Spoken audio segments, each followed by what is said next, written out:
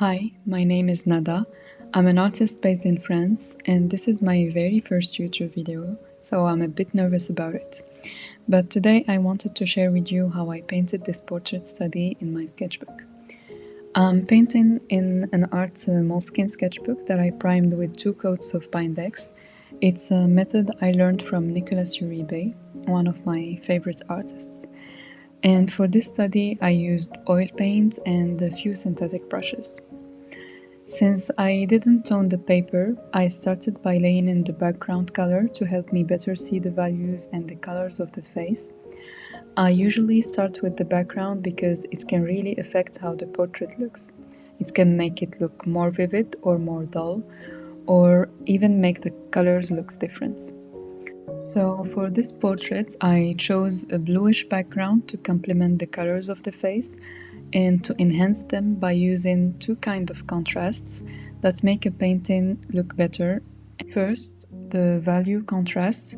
So I used a light value to keep the focus on the dark color skin, and I also made the background slightly darker near the light side and lighter near the shadow side. And second, the temperature contrast. So I used a cold color for the background. I used blue to contrast with the warm skin tones. You can also see that I added some white and pink to the background and played a bit with the colors because I find it more interesting than just a flat background. After the background, I usually move on to the eyes because they kind of immediately bring the portrait to life. Also, personally, I find it stressful to leave them for the end because I'd be too afraid of messing them up. And I don't know if you agree, but I think you can get away with a slightly wonky ear or a wrong value for part of the cheeks, for example. But if you mess up the features, especially the eyes, the whole portrait can look off.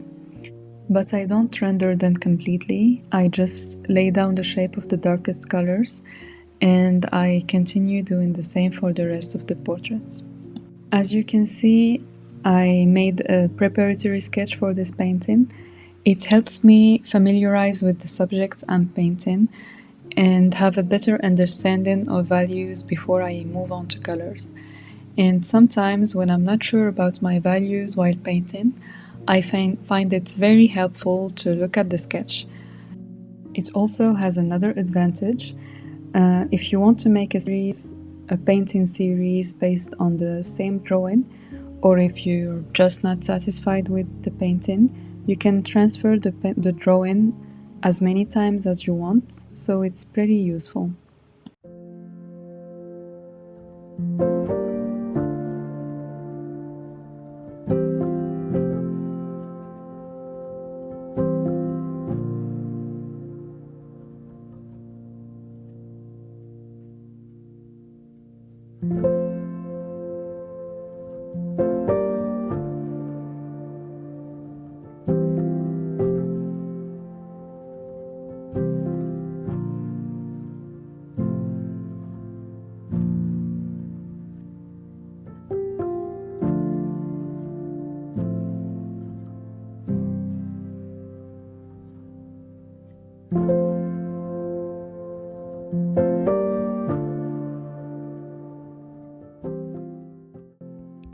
I then start adding the midtones. Usually when I'm applying a color, I try to apply it everywhere I see it. I think it makes the painting looks more consistent and more harmonious. And I'm not using any medium, just paint straight from the tube. I find it easier that way when it comes to alla prima paintings, especially if the format is small, because otherwise it gets a bit slippery and sticky towards the end. But sometimes if the paint is a bit stiff or if I'm working on a larger format, I add just a little bit of linseed oil or walnut oil. And by the way, alla prima paintings just means paintings we do in one layer and in one sitting.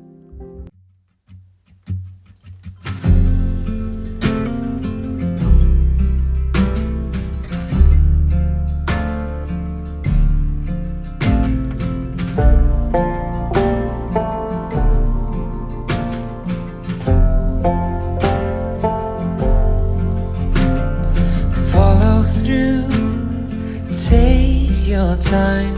You move like water and taste like wine. You're holier than I am, holier than I am. Gentle hands, gold-lit eyes. I am a man made of borrowed time. You're holier than I am,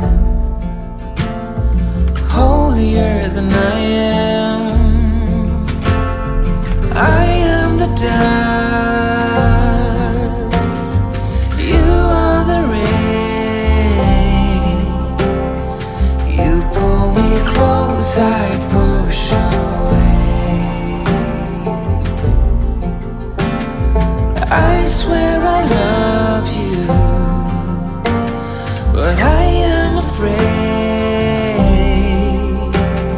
As you pull me in, I'll push away. Afraid I will let you down one day.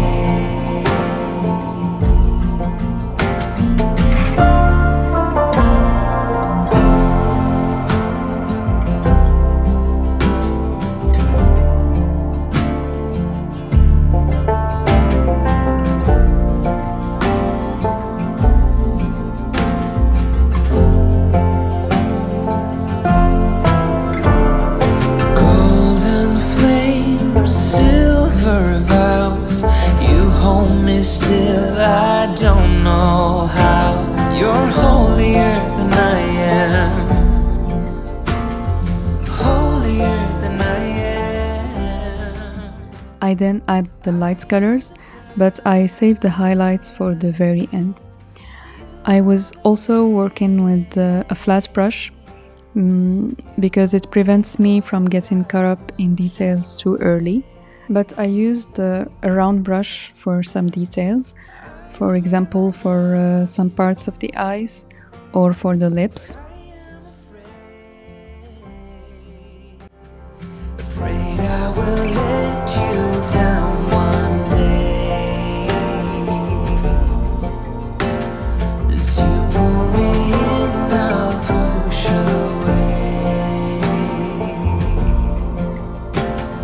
Close your eyes, I'll slip away. I know I can change, I'm built this way.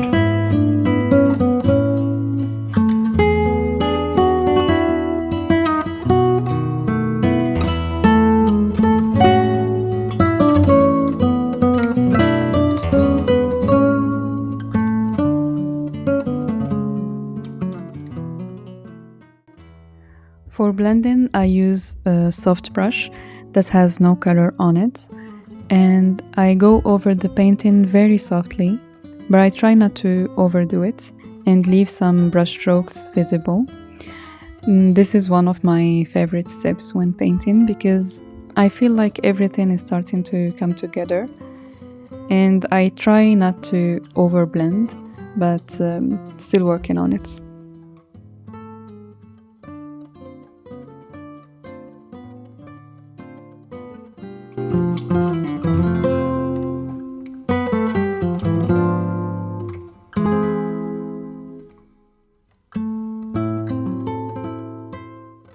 As you can see, I painted the right ear a bit bigger than it's supposed to be, so I used the background color to make the adjustments, which also allows me to soften the edges, because if we have a hard edge, it won't look realistic. It will look like we collaged the portraits on a background.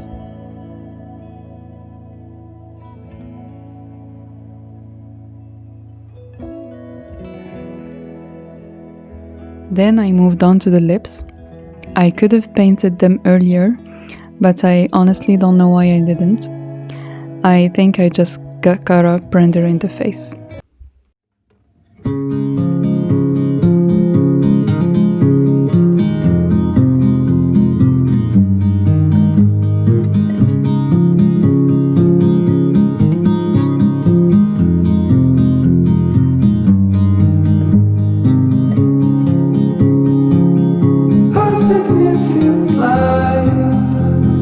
Just where it was needed, gleaming black as night, cloistered in injustice, dead in the eye of time. Nobody is losing,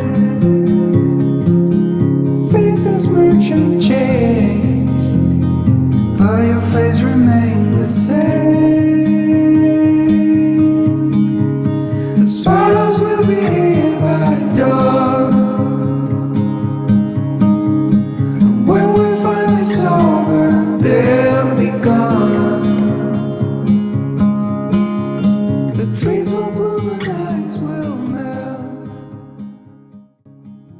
Unfortunately, my camera stopped recording towards the end because I ran out of storage and I didn't notice it.